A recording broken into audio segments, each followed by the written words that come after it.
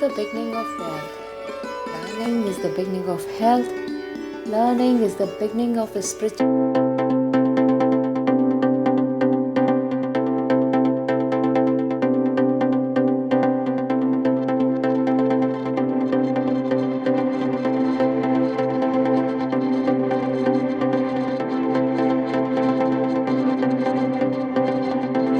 To know future, there are so many methods in this world, and Ramal Shastri astrology or geomancy is one of them.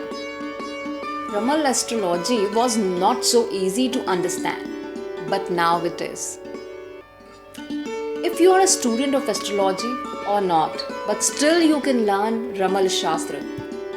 For any reading of Ramal Shastra, we don't require any birth detail. With anyone's name, we can take out predictions. For the Ramal reading session, you will need a set of Ramal dices. In India, we call them passe.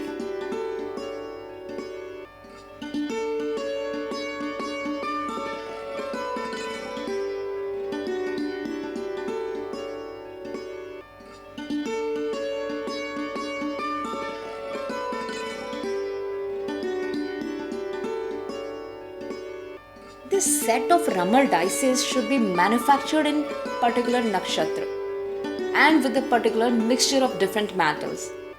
A practitioner of Ramal Shastra is called Ramal astrologer or Ramal Shastri.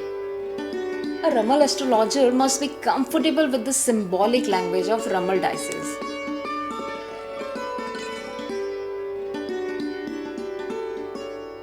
रमल शास्त्र के बारे में मेरा मानना है कि सृष्टि पे काल की गणना या प्रश्नों के उत्तर देने की कला में ये सबसे प्राचीन शास्त्र है। प्राचीन शास्त्र इसलिए है कि जहाँ ग्रहों की गणना, जहाँ आसमान की बात करना, जहाँ नक्षत्रों की बात करना, ये सब एक अपने आप में एक ऐसा साइंस है जिसके अंदर बहुत समय लगा होगा उस सब को बनाने में। आज पंचांग है, पंचांग की गणना एक सेकंडों में हम लोग कर लेते हैं, कंप्यूटर से कर लेते हैं, पर जब जिन ऋषियों ने इस गणना को बनाया था वो गणना के वक्त एक समय लगा होगा, उनका एक अंतर्ध्यान होगा, उनकी एक रिसर्च रही होगी। परंतु रमल इतना सरल है, उस समय पे शायद ज़मीन पर उंगली से निशान बनाकर लोगों के प्रश्नों के उत्तर इसके द्वारा दिए जाना संभव था। आज भी है।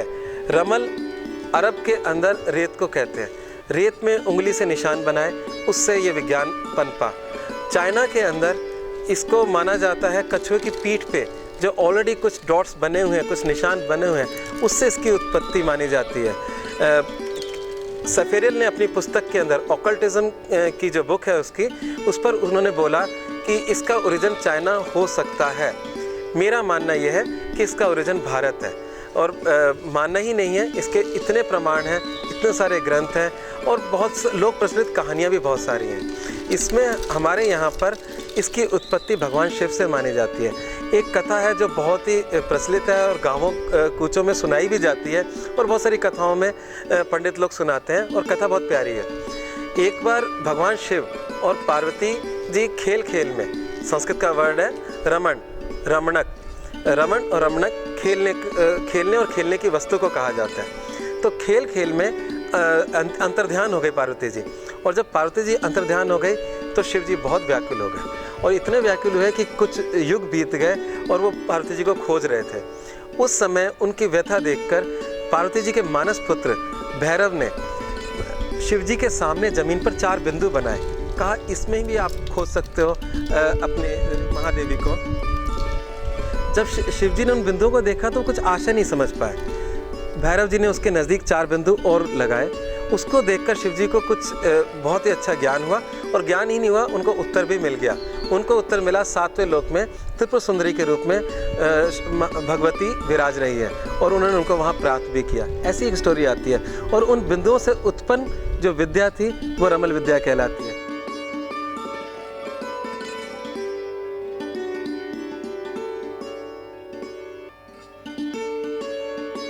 Acharya Anupam Jolly ji made this technique so easy. Before few years, everyone had to make a Ramal horoscope for every question. It was a time-taking session and very long procedure too. But now these days, with the blessing of Acharya Anupam Jolly ji, anyone can answer within few seconds. Every one of you can be perfect Ramal astrologer in the guidance of Acharya Anupam Jolly ji.